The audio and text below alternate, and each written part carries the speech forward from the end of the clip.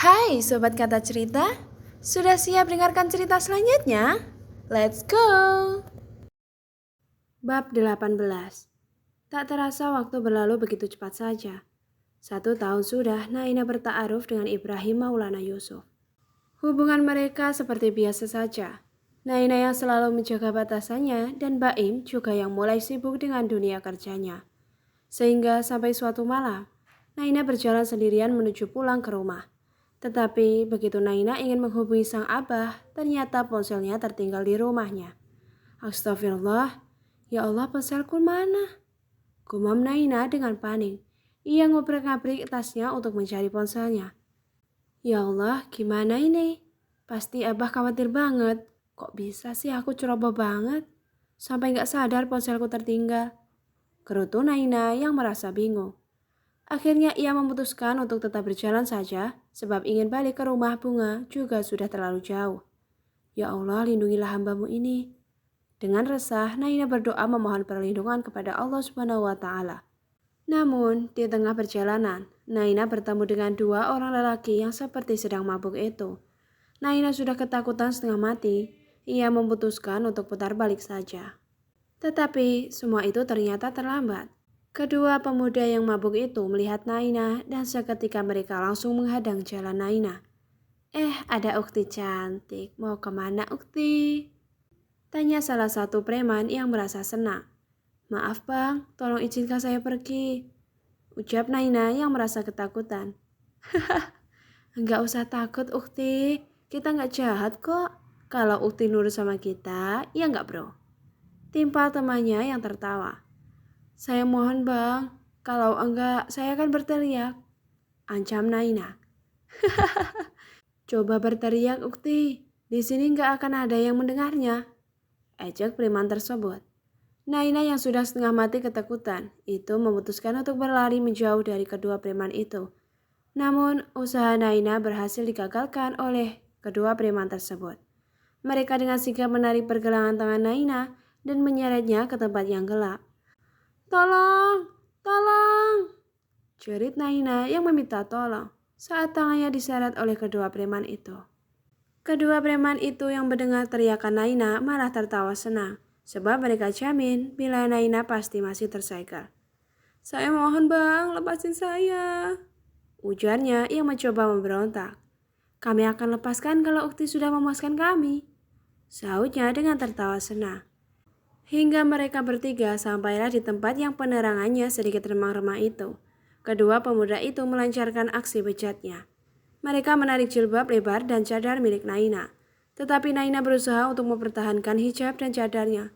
Ya Allah, tolong hambamu ini, jerit Naina kepada sang pencipta. Kau masih bisa-bisanya meminta tolong pada Tuhan yang gak ada, ejeknya. Naina tak menanggapinya. Ia terus berdoa dan memohon pada Allah Subhanahu wa Ta'ala untuk membantunya dari kesulitan ini. Karena geram, salah satu dari kedua preman itu pun mencekal kedua tangan milik Naina dengan erat.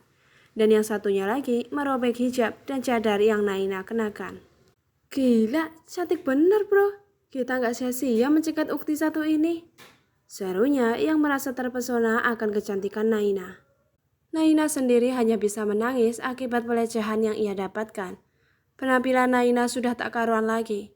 Sudut bibirnya yang robek, rambut yang acak-acakan, dan baju yang sudah robek di bagian tertentu.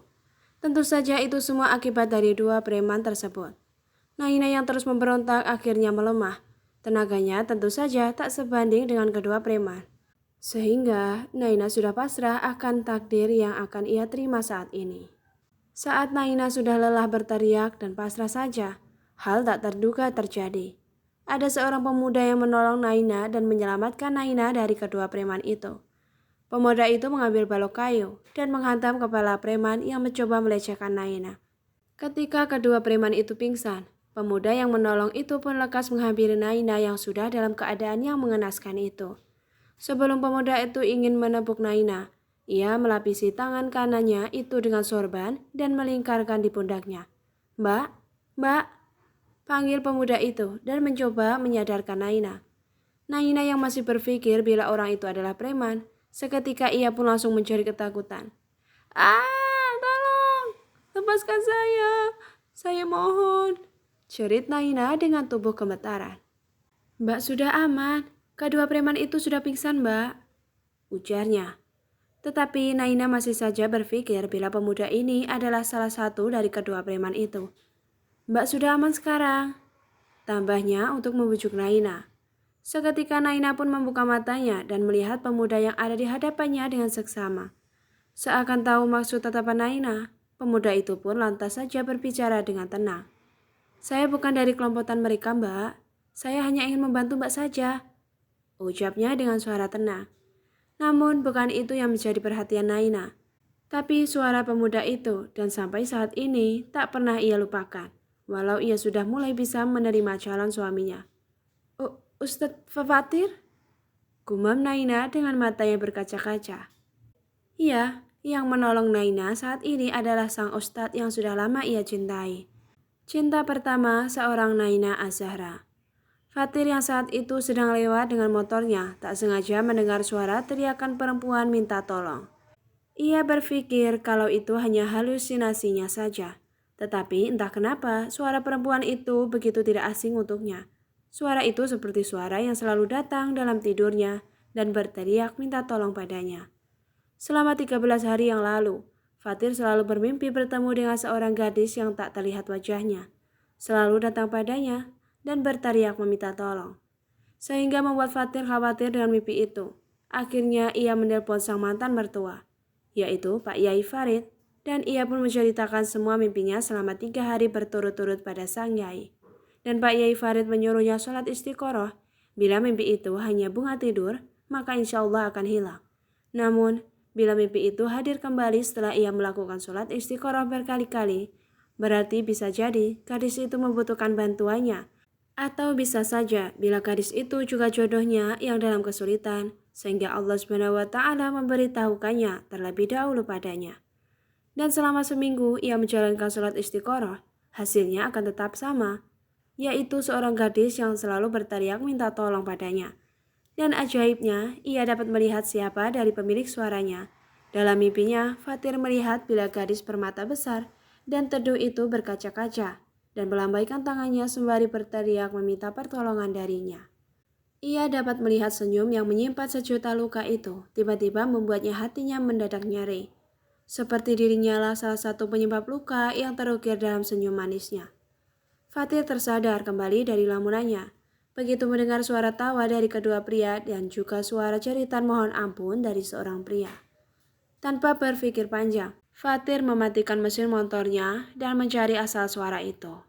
Begitu semakin dekat dengan asal suara, Fatir dapat melihat seorang gadis yang saat itu hampir menjadi korban pelecehan oleh kedua pemuda itu. Tanpa berpikir panjang, Fatir mencari balok kayu dan menghantamnya begitu kuat ke kepala kedua orang itu. Dan seketika keduanya pingsan, begitu mereka mendapatkan hantaman itu.